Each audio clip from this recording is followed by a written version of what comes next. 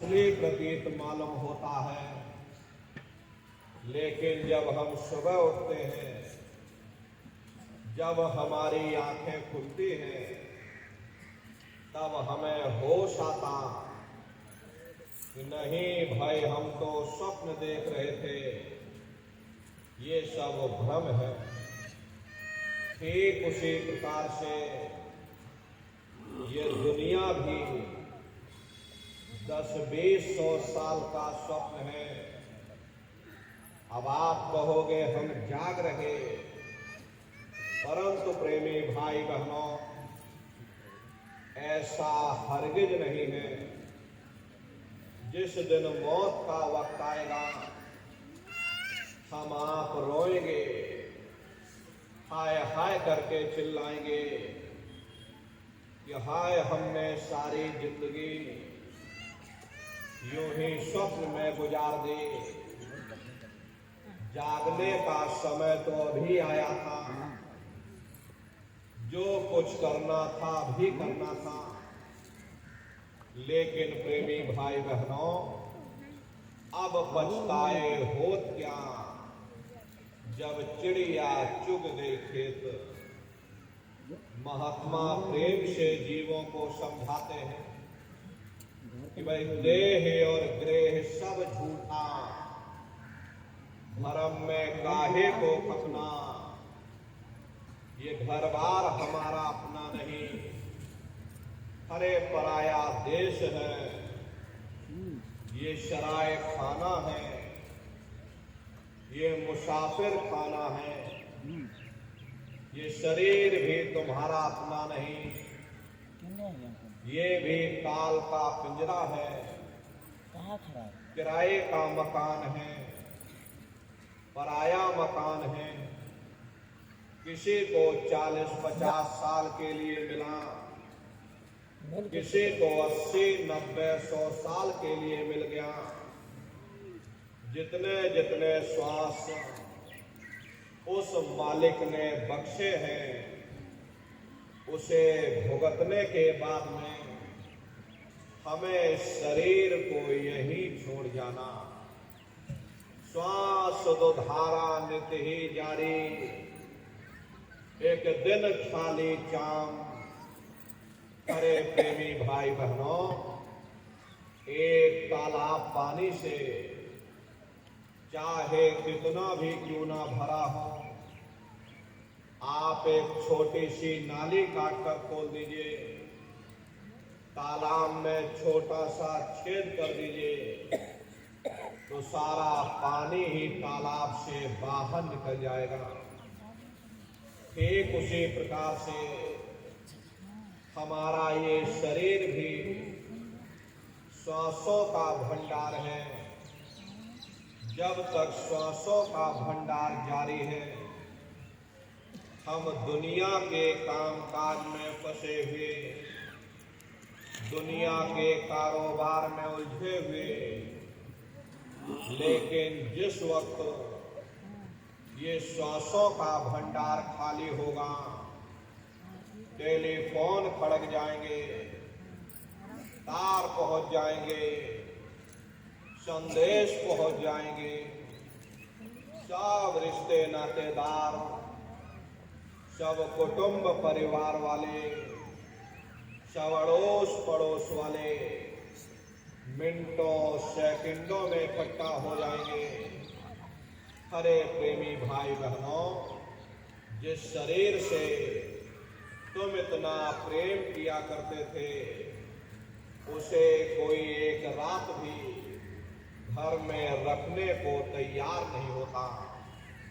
कंधों पर लटका करके शमशान भूमि पर छोड़ कर आ जाते।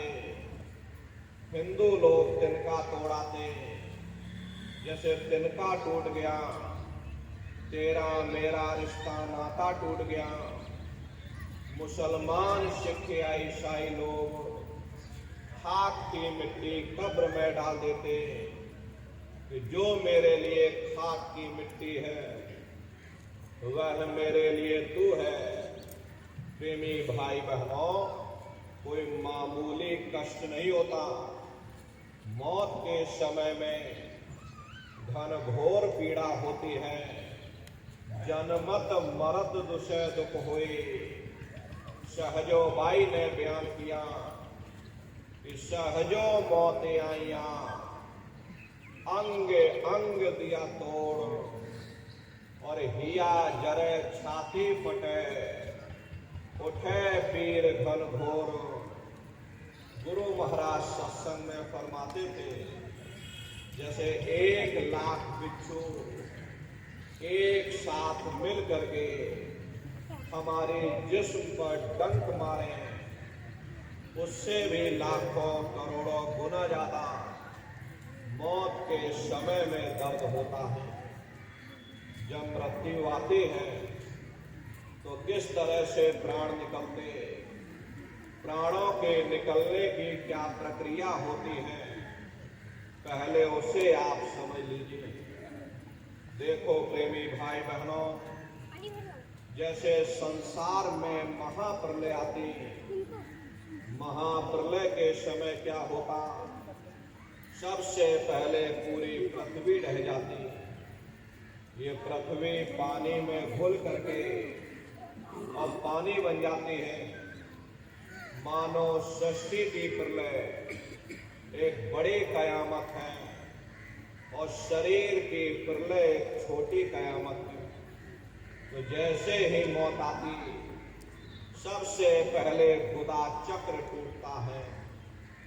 सिमटत भास श्वास उठ जावे, और प्राण पति जम सिमट समावे।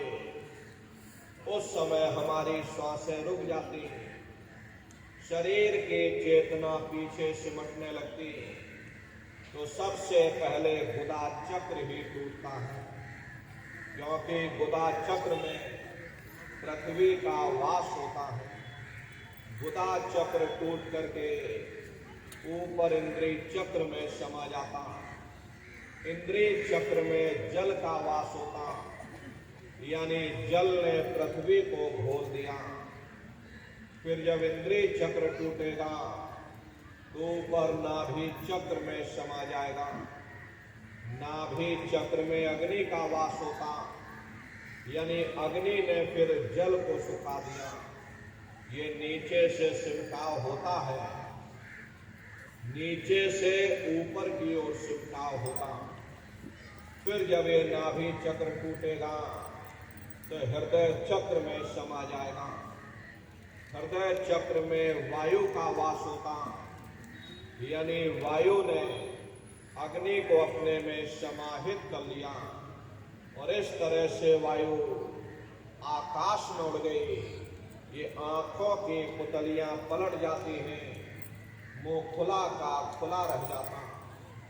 महात्मा प्रेम से समझाते हैं कि जब यह कर्म कलाय उपजावे, बुद्धि सुरत की आन दबावे।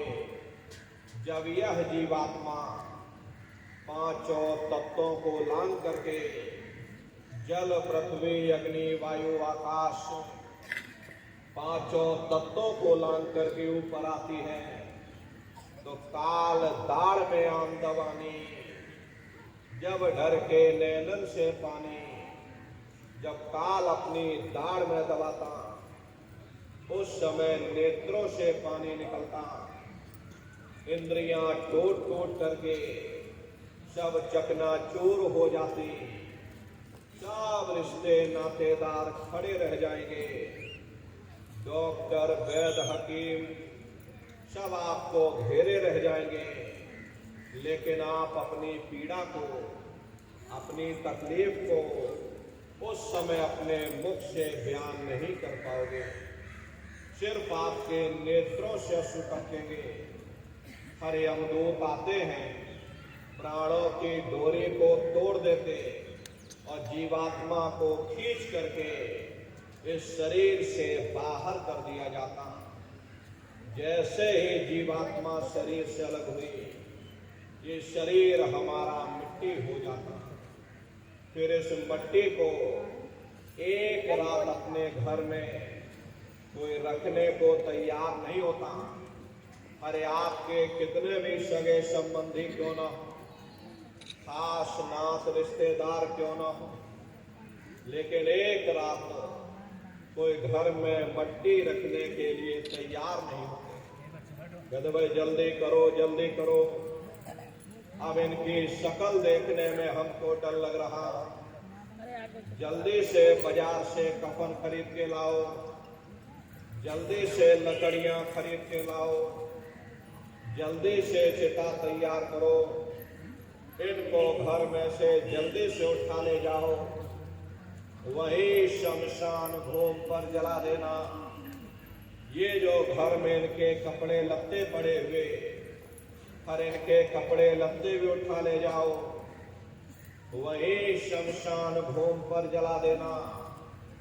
जिस बिस्तर पर ये लेटे रहे, ये बिस्तर भी अशुद्ध हो गया।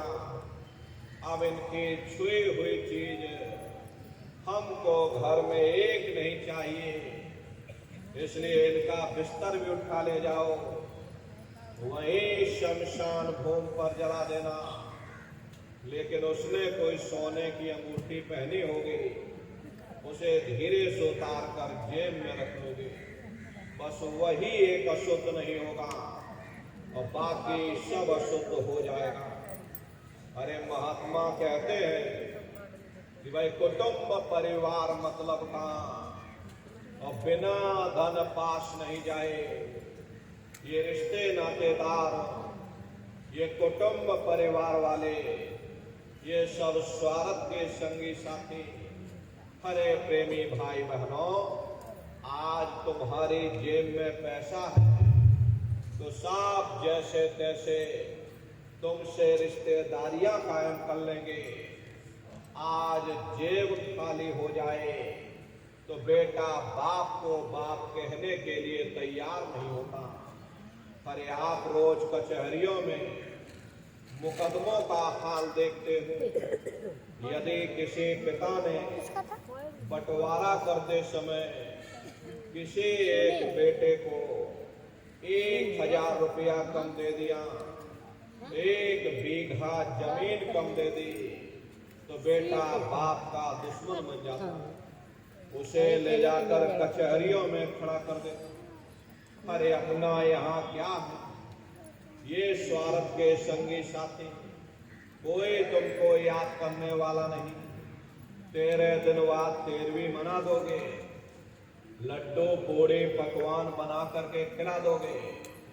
13वीं भी इसीलिए मनाओगे क्योंकि समाज क्या कहेगा, नात रिश्तेदार क्या कहेंगे। तो अपने मान सम्मान को बचाए रखने के लिए तुम थोड़ा बहुत खर्चा कर दोगे, फिर जाने वाले को कोई याद नहीं करता। अभी बूढ़े बुजुर्गों से पूछा जाए कि क्या तुमको तुम्हारे माँ बाप की याद आती है, तो कहेंगे भाई नहीं आती। अरे क्यों नहीं आती, तुम्हारे माँ बाप थे, तुमको पाला पोसा बड़ा किया, खुद भूखे रहे होंगे, तुम्हारा पेट पाला होगा, तुमको तुम्हारे माँ बाप की याद क्यों नहीं आती? क्योंकि तुम्हारे सामने तुम्हारे लड़के बच्चे हो गए, तुम्हारे नाती पोता पंती और संती हो गए, इसलिए तुम अपने माँ बाप की यादों को भूल गए और नई यादों में धीरे धीरे बस गए। ऐसे ही प्रेमी भाई बहनों, एक दिन सब तुमको भी भूल जाएंगे, कोई किसी को याद करने वाला नहीं। ये कहानी तो शमशान भूमि पर समाप्त हो गई। उधर देखो क्या होता, तुम्हारे जीवात्मा को ले जाकर के ऊपर धर्मराज की कचहरी में पेश कर दिया जाएगा। वहां पलक झपकते ही तुम्हारे अच्छे बुरे कर्मों का हिसाब किताब हो जाएगा। धर्मराज तुमको सजा सुना देंगे, ले जाओ इनको फलाने नरक में डाल दो, क्योंकि मैंने इनको मौका दिया था जब ये माँ के गर्भ में उल्टे लटके हुए थे, सिर इनका नीचे था, पैर इनके ऊपर थे। उस समय इन्होंने मुझसे वादा किया इन्होंने मुझसे प्रार्थना की थी कि हे मालिक, मुझे एक बार मौका दे दो, मुझे एक बार मनुष्य शरीर दे दो, हम भजन करेंगे, भक्ति करेंगे, हम अपनी जीवात्मा का कल्याण करेंगे। तो मैंने इनकी प्रार्थना स्वीकार कर ली और इनको मैंने मनुष्य शरीर दे दिया और कह करके भेजा था कि भाई ये मनुष्य शरीर ये किराए का मकान है, ये तुम्हारा अपना नहीं है। अगर ये तुम्हारा अपना होता तो हमेशा तुम्हारे पास रहता। ये तुम्हारा अपना नहीं, ये मैंने तुमको कुछ समय के लिए किराए का मकान दिया है। हाँ, तुम अपनी जीवात्मा को मेरे किराए के मकान में बैठा करके और मालिक की भक्ति करके अपनी जीवात्मा का कल्याण करा लेना। मैंने कुछ समय के लिए तुम सबको ये किराए का मकान दिया है। जब समय पूरा होगा मैं अपने सिपाहियों को भेजूंगा, उस समय पर तुम मेरे मकान को खाली कर देना। लेकिन इतना ध्यान रखना कि जैसा साफ सुथरा मैंने तुमको ये किराए का मकान दिया, वैसा ही साफ सुथरा तुम मुझको वापस लौटाना। लेकिन इस किराए के मकान में बैठ करके इन्होंने अच्छे बुरे कर्म कर डाले। मेरे किराए के मकान को इन्होंने अपने कर्मों से गंदा कर दिया, इसलिए कर्मों की सजा इनको मिलेगी। ले जाओ इनको फलाने नरक में डाल दो। अरे महात्मा कभी झूठ नहीं बोलते। महात्माओं ने जब साधना की, साधना करके जब ऊपर गए और ऊपर जा करके जब उन्होंने नरकों का हाल देखा, तो हमारी आपकी जानकारी के लिए उन्होंने धर्म ग्रंथों में लिख दिया कि लोह के खम्भ तपत के माही, और जहां जीव को ले चिपकाई वहां लोहे के खंभे अग्नि से धधक धधक कर लाल हो रहे। ऐसे छोटे जीवों को उन खंभों में चिपकाया जाता। जीव हाय हाय करके तड़पता है। तड़प तड़प जीव जुलम बुखारी, और तपत खम्भ दुखे उपजे भारी। असहनी वेदना होती है, असहनीय दुख दर्द होता। जीव वहां रोता चिल्लाता रहता।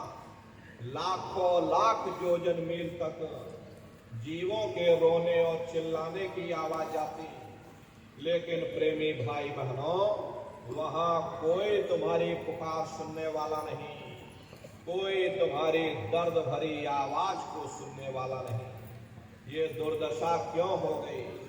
क्योंकि हम लोग मनमुखी हो गए, मन के कहे पर चलने लग गए। मन के कहे पर चल करके अच्छे बुरे कर्म करने लग गए। कर्मों का ये जखीरा अंबार के अंबार हमने अपने सिर पर लाद लिए। आज उन्हीं कर्मों का भोग पा रहे। हरे महात्मा कहते हैं कि नर के अनेक और है, कहाँ लग कहूँ बखान, और दुख भोगते यह जीव जो जाने जो भोग समान। कहते भाई एक नरक नहीं, ऐसे वहां अनेकों अनेक नरक बने हुए। अलग अलग छोटे पाप कर्मों के वहां पर अलग अलग नरक बने हुए। ये जीव अपने अपने कर्म के अनुसार अनंतों अनंत युगों तक, वर्षों की बात नहीं कर रहे, अनंतों अनंत युगों तक जीव नरकों की यातनाएं भोगता रहता। और नरकों की यातनाएं भोगने के बाद में इसे जीवात्मा को सीधे मनुष्य शरीर नहीं दिया जाता, बल्कि इसे 4 खान 84 लाख योनियों में फिर डाला जाता। जैसे बच्चा होता है, बच्चा पहले कक्षा 1 पास करेगा, फिर कक्षा 2 में जाएगा। ऐसे वहां पर भी पूरा चैनल बना हुआ। नरकों की यातनाएं भोगने के बाद में इन्हीं जीवात्माओं को 4,84,00,000 योनियों में डाला जाता है। ये 4,84,00,000 योनियां ये कोई मामूली योनियां नहीं होती। 4 खान का मतलब होता है अंडज, पिंडज, उपमज, स्थावर। ये 4 खाने होते हैं। पहले श्रेणी पेड़ पौधों की आती जिनके अंदर पानी का तत्व मौजूद होता है। कभी ये भी मनुष्य हुआ करते थे, लेकिन आज अपने कर्मों का भोग पा रहे एक जगह पर बेचारे खड़े हुए हैं। दूसरी श्रेणी कीड़े मकोड़ों की आती है जिनके अंदर पृथ्वी और अग्नि का तत्व मौजूद होता है। तीसरी श्रेणी पंछियों की आती, चौथी चौपाए जानवरों की आती और 5वीं स्वयं इंसान की आती जिसके अंदर 5 तत्व जल, पृथ्वी, अग्नि, वायु, आकाश 5 तत्व मौजूद होते हैं। प्रेमी भाई बहनों, ये 4 खाने हैं। इनकी अलग अलग कुल 84,00,000 योनियां होती हैं। अब आप पेड़ पौधों को देखिए तो आम का पेड़ अलग है, नीम का पेड़ अलग है, पीपल का पेड़ अलग है। ऐसे ही अलग अलग प्रजातियों के कीड़े मकोड़े, अलग अलग प्रजातियों के पशु पंछी, कुल मिलाकर के 84,00,000 योनियां हैं। हम दुनिया के जीव नरकों की यातनाएं भोगने के बाद इन्हीं 84,00,000 योनियों में भट्टा खाते हैं। मामूली कष्ट नहीं होता। अरे हमको आपको गर्मी लग गई तो हम लोग छाया में आ गए, सर्दी लग गई तो कंबल रजाई ओढ़ लिया, भूख लग गई तो रोटी खा ली, बीमार हो गए तो अस्पतालों में चले गए, अपना अपना इलाज करवा लिया। लेकिन देखो इन जानवरों को, क्या गर्मी, क्या सर्दी, क्या बरसात, एक एक निवाले के लिए, एक एक रोटी के टुकड़े के लिए दर बदर बेचारे भटकते रहते। किसी का हाथ कट गया, किसी का पैर कट गया, किसी को जीते जी काट डाला, मुर्गी की गर्दन ही मरोड़ डाली। मादा बिच्छू होती है, मादा बिच्छू की मौत कैसे होती? मादा बिच्छू जब अपने बच्चे को जन्म देती है तो उसी के बच्चे अपनी भूख को मिटाने के लिए अपनी माँ की पीठ पर चढ़ जाते हैं और उसी के मांस को नोच नोच करके खाते हैं। वो तड़पती रहती है, कराहती रहती है, लेकिन जब तक हड्डी हड्डी न बच जाए उसके बच्चे अपनी माँ की पीठ से नीचे नहीं उतरते। ऐसे न जाने कितने जीव जंतु इस संसार में भरे पड़े हुए, कौन उनकी पुकार सुनने वाला? बीमार बैलों की दुर्दशा देखो, मुंह से उनके फसूकर निकलता रहता, लेकिन टनों बोझा उनके ऊपर डाल दिया जाता, डंडा मार मार करके चला जाता। क्या उनको दर्द नहीं होता? अरे उनको भी दर्द होता है, उनको भी तकलीफ होती, लेकिन वे बेचारे बेजुबान हैं, कुछ बोल नहीं पाते, कुछ बता नहीं पाते। हम लोगों के अंदर जुबान है, हम लोग बोल बता देते, वे सिर्फ रोते और चिल्लाते रहते। कौन उनकी पुकार सुनने वाला? कौन उनकी दर्द भरी आवाज को सुनने वाला? कौन सी अदालत में जाकर के वे बेचारे दरवाजा खटखटाएं? कौन मजिस्ट्रेट उनकी फरियाद को सुनेगा? हरे प्रेमी भाई बहनों, कोई सुनने वाला नहीं। कई जन्म भय कीट पतंगा, कई जन्म भय मीन कुरंगा, और कई जन्म पंखी सर्पयो, कई जन्म है वर वृक्ष जोयो। मिल जगदेश मिलन की वरिया, और चिरंकार यह देश सजरिया। करोड़ों करोड़ युगों से नरकों की यातनाएं भोगने के बाद फिर हम लोगों को कभी कीड़े पतंगों की योनि में, कभी पेड़ पौधों की योनि में, तो कभी पशु और पंछियों की योनि में डाला जाता। प्रेमी भाई बहनों, 84 लाख योनियों की सबसे जो आखिरी योनि होती है वो गाय और बैल की योनि होती है। गाय स्त्री का रूप लेती है, बैल पुरुष का रूप लेते हैं। ये 84 लाख योनियों की सबसे आखिरी योनि यानी कि अंतिम पायदान होता है। उसके बाद तब जाकर के हम लोगों को दोबारा फिर से मनुष्य शरीर प्राप्त होता। इसीलिए कहा गया बड़े भाग्य मानुष तन पाया, कोट जन्म जब भटका खाया।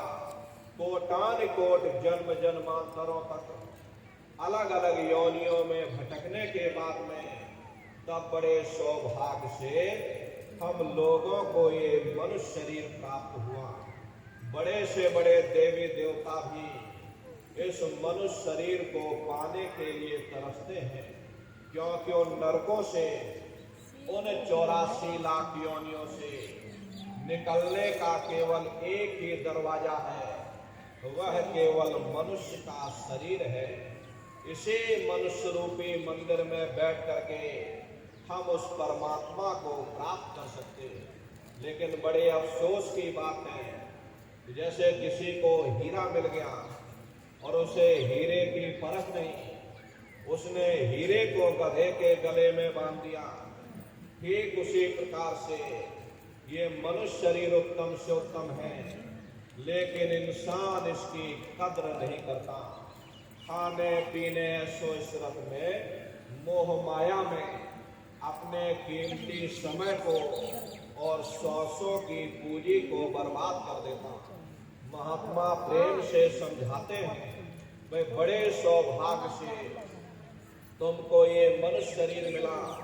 बड़े से बड़े देवी देवता भी इस मानव तन को पाने के लिए तरसते हैं, क्योंकि इसी मनुष्य रूपी मंदिर में बैठ करके हम उस मालिक की भक्ति कर सकते हैं। इसीलिए संतों महात्माओं ने इस पंच भौतिक शरीर को सच्चा हरि मंदिर कहकर याद किया कि हरि मंदिर यह शरीर है, ज्ञान रतन प्रकट होए, ये असली हरि मंदिर है। जब भी वो मालिक मिलेगा इसी हरि मंदिर के अंदर मिलेगा। इसी पंच भौतिक शरीर को ईसा मसीह साहब ने टेम्पल ऑफ लिविंग गॉड यानी जिंदा ईश्वर का मंदिर कहा। इसी पंच भौतिक शरीर को गुरु नानक साहब ने नर नारायणी देह कहकर याद किया। ये वो देह है जिसमें नारायण स्वयं विराजमान है। इसी पंच भौतिक शरीर को मुसलमान फकीरों ने कुदरती काबा कहकर याद किया। ये असली कुदरती काबा है। उस मालिक का दर्शन जब भी होगा इसी कुदरती काबे के अंदर जाकर होगा।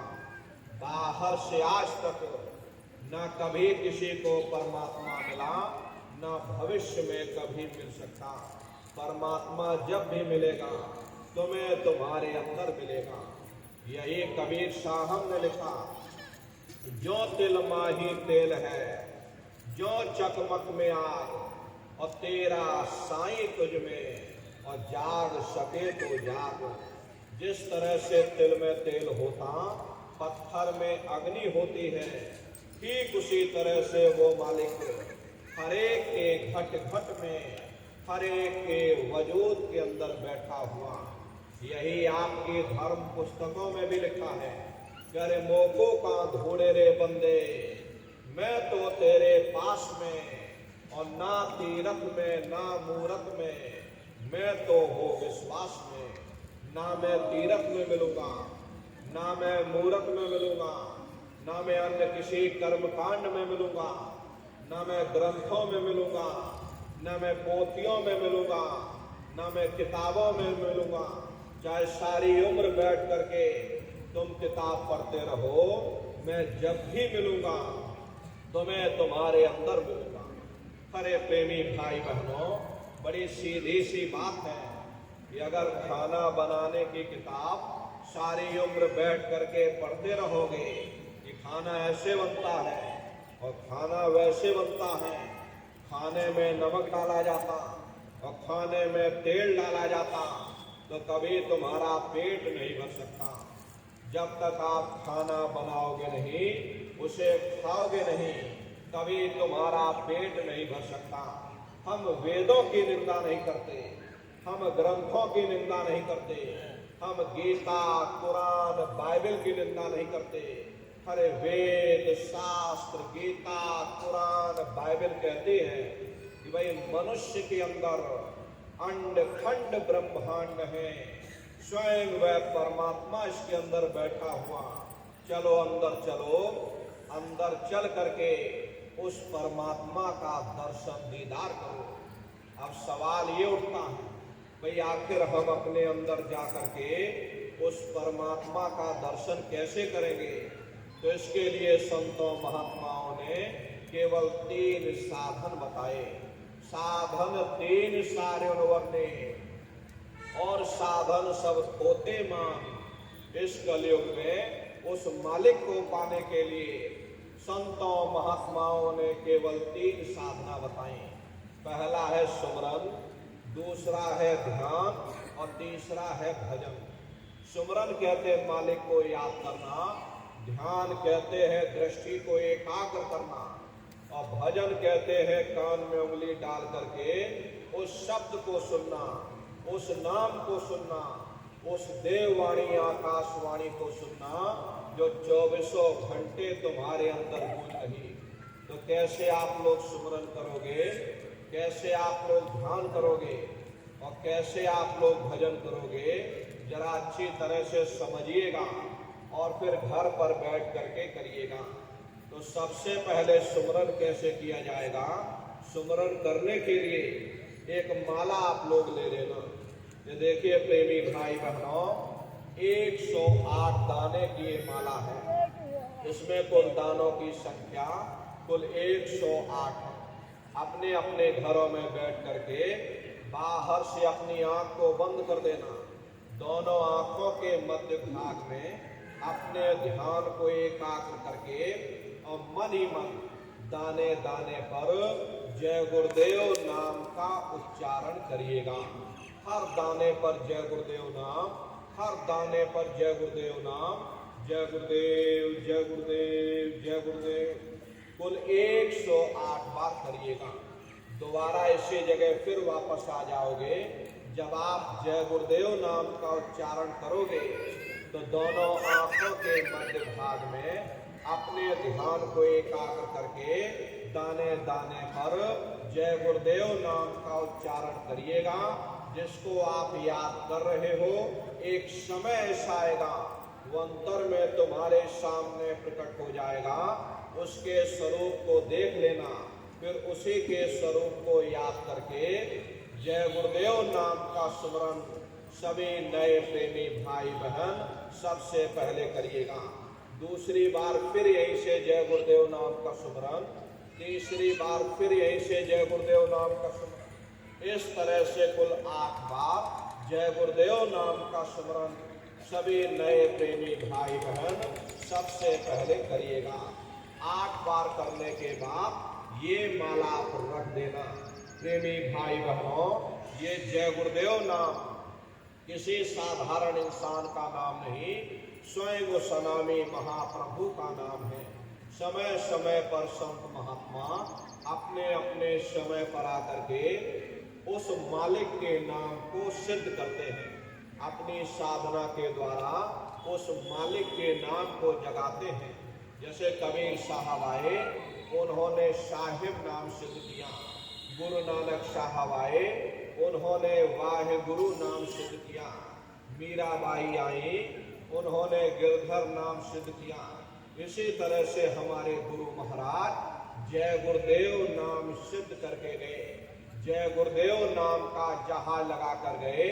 गुरु महाराज हमारे कहते थे, बच्चा इस जहाज पर अगर सारी दुनिया बैठ जाएगी, ये जहाज सारी दुनिया को पार करेगा।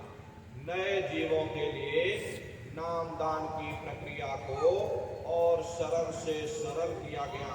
वरना बहुत से पुराने पुराने प्रेमी हैं, अगर उनसे पूछा जाए भाई जरा नाम रूप स्थान गाजे बाजे बता दो, वो तक भूल जाते हैं। इतने पुराने हो करके आज तक याद नहीं कर पाए, बड़ा भारी दोष लगता है। इसीलिए नए जीवों के लिए रास्ता सरल से सरल किया गया। अब आप जय गुरुदेव नाम का स्मरण करिएगा। एक है साध है सब सद है, और सब साध है सब जाए। अपने गुरु की उंगली पहले पकड़ दो, क्योंकि गुरु तुम्हारा सच्चा रहबर, गुरु तुम्हारा सच्चा साथी है। अरे गुरु मेरे भाव ने जो करे न कोई, गुरु के बगैर कोई भी जीवात्मा इस भव सागर से पार नहीं जा सकती। गुरु गोविंदो पड़े काके लागो पाई, और बलिहारी गुरु आपने जिन गोविंद दियो बताई। महिमा उन्हीं की है जिन्होंने गोविंद को लखा दिया। इसीलिए कहा जाता कि भाई गुरुर ब्रह्मा गुरुर विष्णु गुरुर देवो महेश्वरः, और गुरुर साक्षात पार ब्रह्म तस्मै श्री गुरुवे नमः। तीन लोक नौ खंड में गुरु से बड़ा न कोई, और करता करे न कर सके, गुरु करे सो होई। इसलिए प्रेमी भाई बहनों, जय गुरुदेव नाम का स्मरण आप सभी प्रेमी भाई बहन सबसे पहले करिएगा। सुमरन करने के बाद में फिर आप ध्यान पर बैठिएगा। दूसरा है ध्यान, और ध्यान कहते हैं दृष्टि को एकाग्र करना। कैसे आप लोग ध्यान करोगे, जरा अच्छी तरह समझ लीजिए। अपने अपने घरों में पलथी मार करके बैठिएगा। बाहर से अपनी आंख को बंद कर लेना, और दोनों आंखों के मध्य भाग में दूर सामने देखिएगा। सामने आपको अंधेरा दिखाई पड़ेगा। बस उसी अंधेरे में एक जगह पर आप अपनी दृष्टि को एकाग्र करिएगा। होशियारी यही रहे कि आंखों की पुतलियां हिलने न पाए। शुरुआती समय में ये आंखों की पुतलियां हिलेगी, लेकिन जब आप अभ्यास करोगे, करत करत अभ्यास से, और जड़मत होत सुजान, जब अभ्यास करते रहोगे तो आंखों की पुतलियां हिलना बंद हो जाएंगी। तो दूर सामने अंधेरे में एक जगह पर आप अपनी दृष्टि को एकाग्र करिएगा। प्रेमी भाई बहनों, जब आपकी दृष्टि अंधेरे में रुक जाएगी तो सुई की नोक के बराबर काले में भी काला बिंदु, बड़ा चमकीला बिंदु होगा, तारे की तरह चमचम चमचम चमकेगा, वो सामने आपको दिखाई पड़ जाएगा। जब वो चमकदार बिंदु सामने दिखाई पड़ जाए, तब आप अपनी दृष्टि को उस बिंदु पर एकाग्र करिएगा। जब आप अपनी दृष्टि बिंदु पर एकाग्र कर लोगे तो बिंदु के चारों तरफ से बड़ा भारी प्रकाश निकलेगा। चक्र की तरह से बहुरंगी प्रकाश होगा। वो प्रकाश धीरे धीरे बड़ा होता चला जाएगा। साधक इतना मोहित हो जाता है कि बिंदु को तो छोड़ देता और दाएं बाएं प्रकाश को देखने में लग जाता।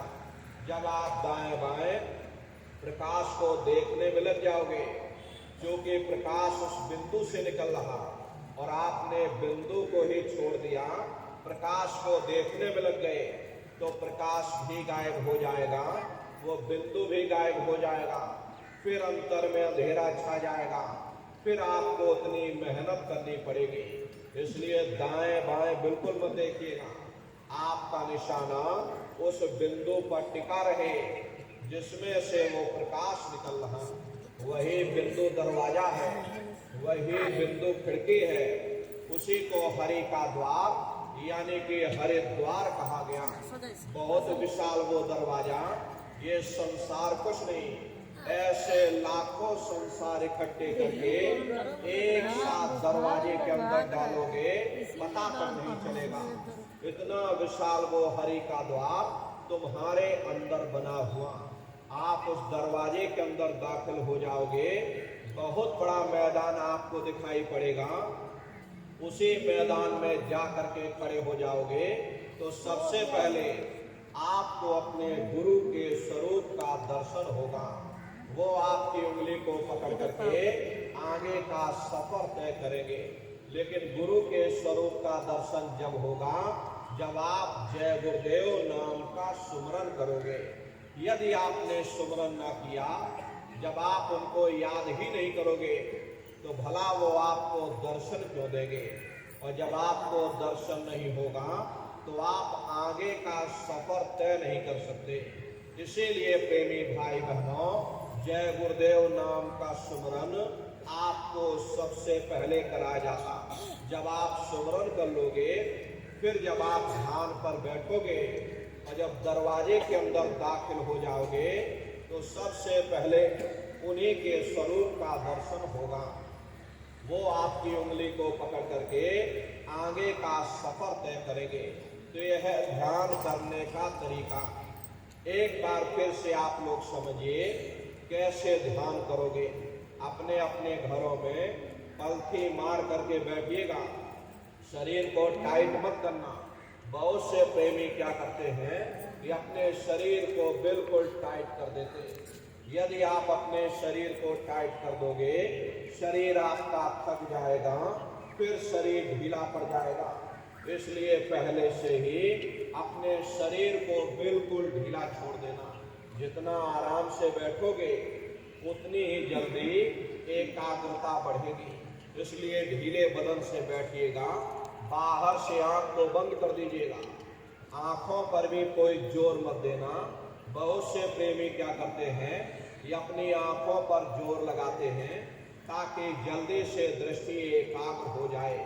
यदि आप अपनी बाहरी आंखों पर जोर लगाओगे तो आंखों की पुतलियों में दर्द होगा, फिर आप अपनी बाहरी आंखों को खोल दोगे।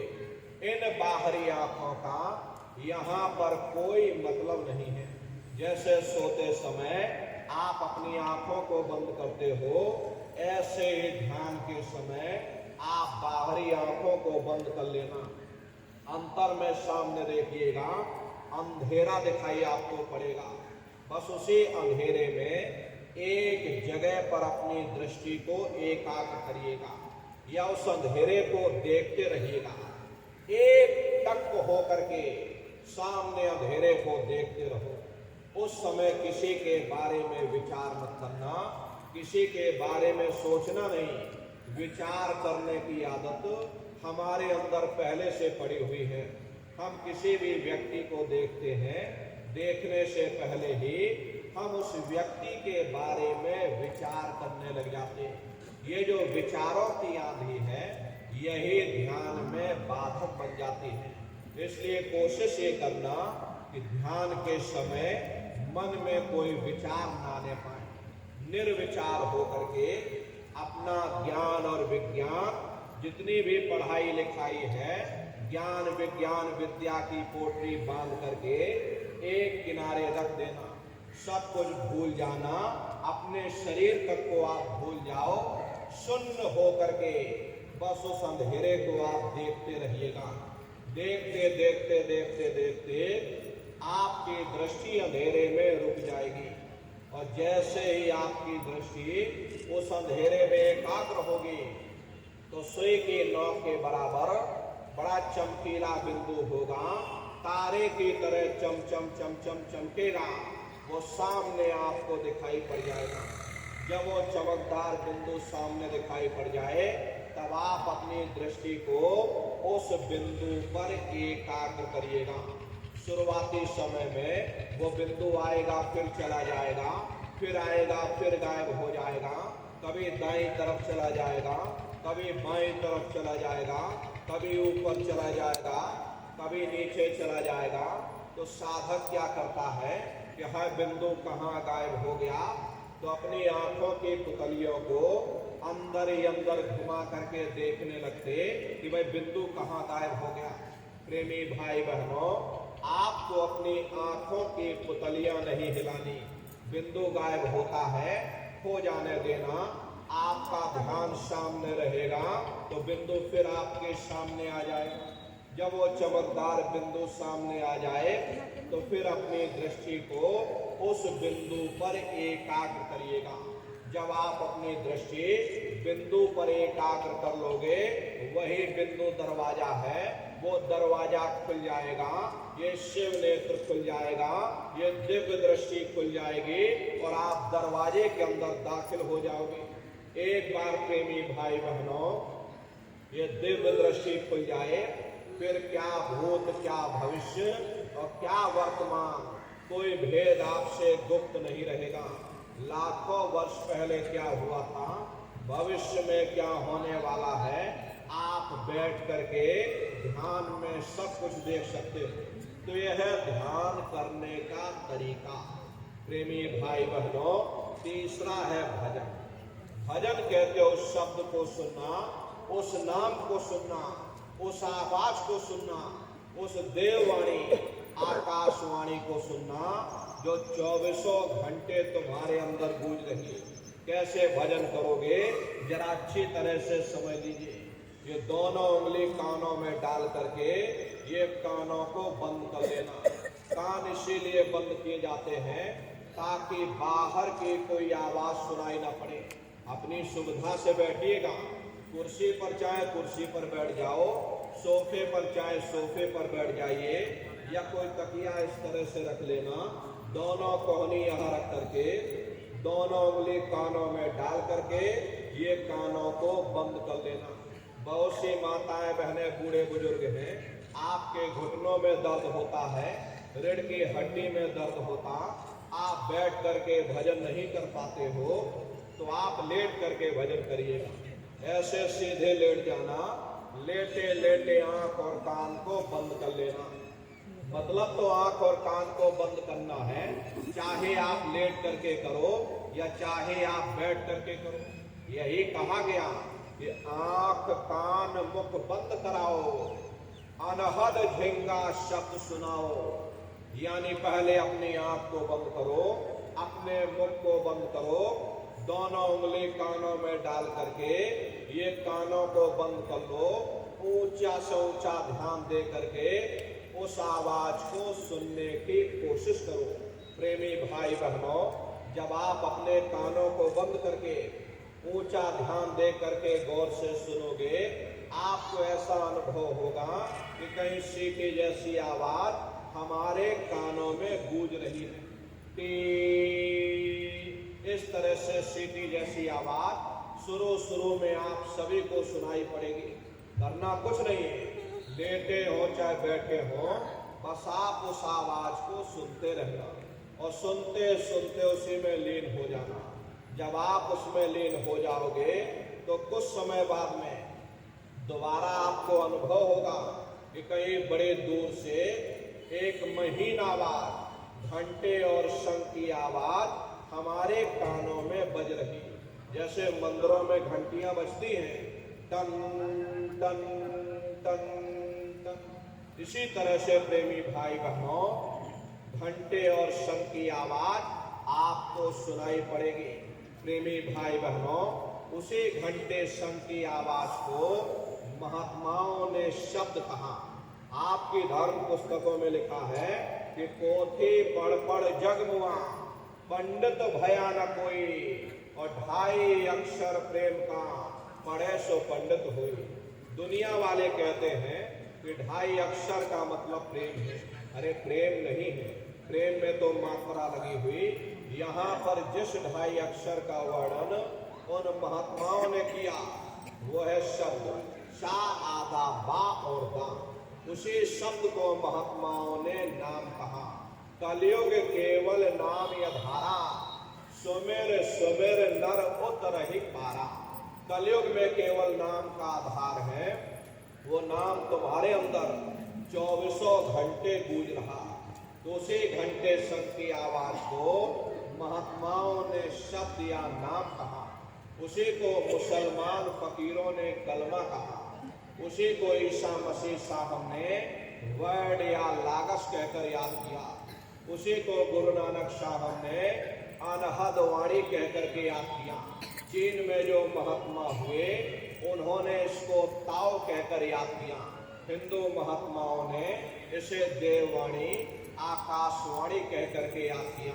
उन अलग अलग महात्माओं ने अपनी अपनी भाषा में हम लोगों को समझाने की कोशिश की कि भाई वो घंटे शंख की आवाज तुम्हारे सबके अंदर गूंज रही, वो आपको सुनाई पड़ेगी, लेकिन शुरुआती समय में आपको ऐसा मालूम पड़ेगा कि कहीं बड़े दूर पर घंटियां बज रही, टन टन टन, लेकिन सुनाई हर एक को पड़ेगी। प्रेमी भाई बहनों, जब घंटे और शंख की आवाज आपको सुनाई पड़ने लग जाए, तब आप उस आवाज को पकड़ लेना, उसको आप सुनने लग जाना। जब आप उसको सुनने लग जाओगे तो वो आवाज धीरे धीरे बढ़ना शुरू होगी, और बढ़ते बढ़ते इस कदर बढ़ेगी कि आपके रोम रोम में घंटे और शंख की आवाज गूंजने लगेगी। बड़ी घनघोर आवाज होती है, बड़ी मधुर वो आवाज होती है।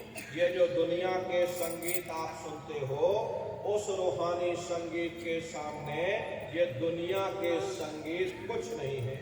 जब आप उस रूहानी संगीत को सुनोगे, इतना भारी आनंद आपके ऊपर छा जाएगा, इतनी खुशी आपको होगी, ऐसा नशा आपके ऊपर चढ़ जाएगा, इतना आप उस आवाज में खो जाओगे कि आप सारी दुनिया को ही भूल जाओगे। अरे प्रेमी भाई बहनों, शंकर भगवान को वही नशा चढ़ा था। शंकर भगवान कोई गांजा भांग नहीं पीते थे। ये तो हमने आपने शंकर भगवान को भी बदनाम कर दिया कि शंकर भगवान गांजा भांग पीते थे, चलो हम भी गांजा भांग पिएंगे। लेकिन नर नारियों, शंकर भगवान ने कभी गांजा भांग नहीं पिया। शंकर भगवान जिस नशे में लीन रहते थे, वो नाम का नशा था, वो ध्यान का नशा था, वो भक्ति का नशा था। जब आप उस आवाज को सुनोगे तो आपको भी वो नशा चढ़ जाएगा, क्योंकि उस आवाज में चुंबक है। जब आप उस आवाज को सुनोगे तो वो आवाज आपको अपनी ओर खींचेगी, और जब खिंचाव होगा तो जीवात्मा का फैला हुआ प्रकाश 9 द्वारों से सिमट करके 10वें द्वार पर एकाग्र हो जाएगा। अब ये 9 द्वार कौन कौन से हैं? देखो प्रेमी भाई बहनों, अच्छी तरह से समझिएगा, ये बहुत बड़ा विज्ञान है। दुनिया का विज्ञान जब समाप्त हो जाएगा